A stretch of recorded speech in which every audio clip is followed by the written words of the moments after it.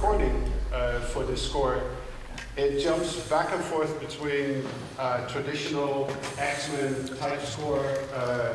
The music that I made for Deadpool that you guys will not be hearing is a mix between Frankie Goes to Hollywood and Miami Vice and acid. The score is done by Junkie XL, who's done everything from working with the biggest pop acts in the world to scores of great movies. I was approached by Tim Miller, who actually bought one of my earlier records in the 90s when he was still a raver. And he heard that I got into film scoring and he was very keen to meet me. Tim said, I want to play you something. And then they played me the teaser for Comic-Con. And I was completely blown away about what I saw. It's a mix between action and comedy and serious drama, and it just goes back and forth. And I was really surprised, and especially how well they pulled it off. So that's why we started. He brings this sort of pop culture, high energy, electronica feel to the film that will make it feel very modern. I was immediately convinced that this character needed something really, really unique, something that you don't hear in films at this point. And my idea was to go back to the 80s and early 90s, where a lot of the reference music in this film also comes from. And I was able to create something really fast and frantic and violent for Deadpool. I love the scores of other more traditional superhero movies. I listen to them when I write. I grew up loving the Superman score and that theme. But this is so different. This is just a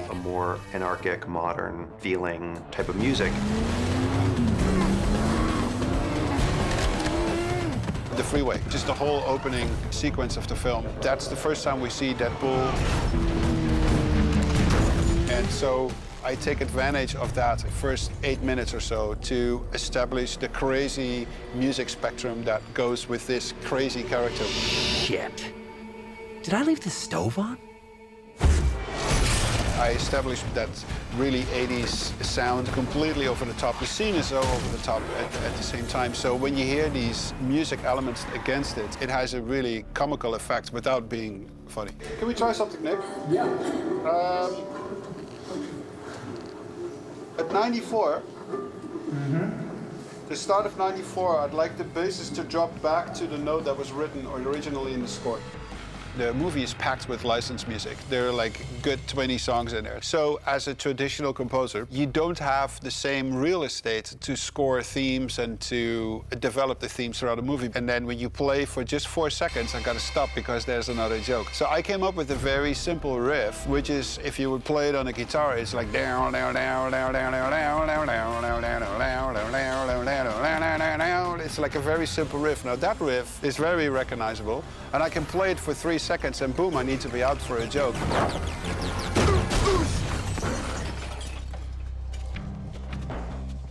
A hush falls over the crowd as rookie sensation Wade W. Wilson out of Regina, Saskatchewan lines up the shot. All the cello on the melody, and then the bass doubles is an octave lower. So whatever the lower divisi cello was playing is not necessarily at the score. With Vanessa, I have really clear spots in the film where I can introduce a theme between her and Wade at the time when he's not Deadpool yet. And I have enough room to develop that, and it comes back various spots in the film. I love you.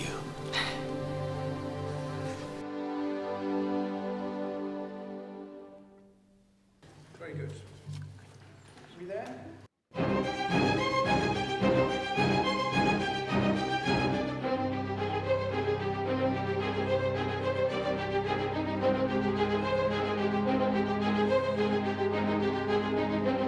With Colossus and NTW, for their part of the score, I really rely on what people would describe a typical X-Men movie score.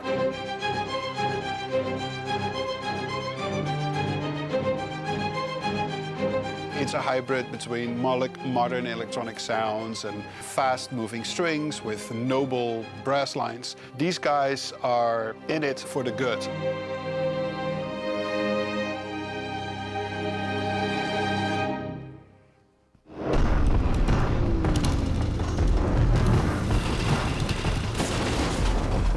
And then Ajax is a guy that went through the same school as Deadpool to become another superhuman, but he has other capacities than Deadpool has. And his sound and his thematics are more modern, clean, cold electronic sounds with a bit of orchestra on top of it. Ajax has a very clear melody that's played in the lower basses, and it comes back multiple times. It gets darker and grimmer throughout the film once it gets more clear what he's after and what he's doing. You know, it's funny. Almost missed the fucker. I like a challenge. All these characters come together, and it's one big arc that starts 75% into the movie, and it really takes you to the end of the movie. So it's a mishmash of everything.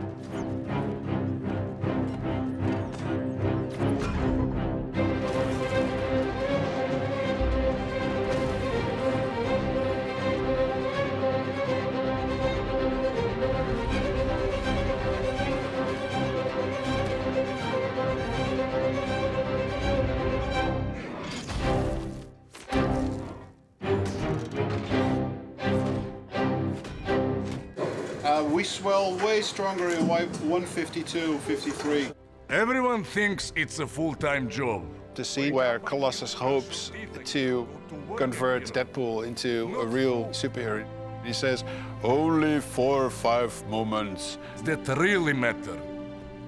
Moments when you're offered a choice. And so he does this whole speech, and the music goes underneath it, exactly what you would expect, and it swells, and then the music goes to a certain harmony where you would expect, okay, now the music continues, and the story goes to a whole different area, and then Deadpool decides to shoot the guy, and the music just stops right there. The way we... We're done, guys. What I really hope is that people walk out of the theater and that they remember a few scenes, that they put an extra smile on their face because the music emphasized what Deadpool as a character is. In the end, we're in the serving industry. We need to make great music, but we need to make the picture greater. And that's why I love this business. So I really hope that some of these people go by the original score. When they hear a track back, it's like, oh, that's the reason why I got a bigger smile than I did normally.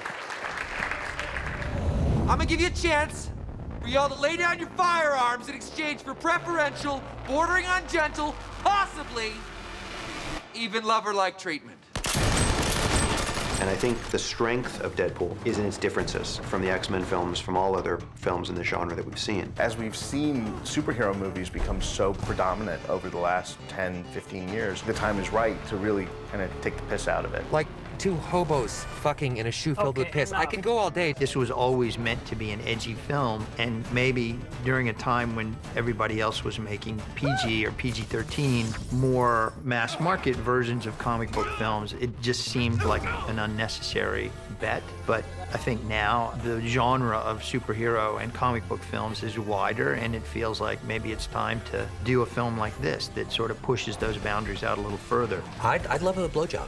Oh, God, me too. He's so unconventional and so unpredictable. It's just so exciting in terms of where they can take Deadpool from here, because the limits and possibilities of where he could pop up and the things that he could be involved in are endless. Oh, giving him the business. The character's such a great character.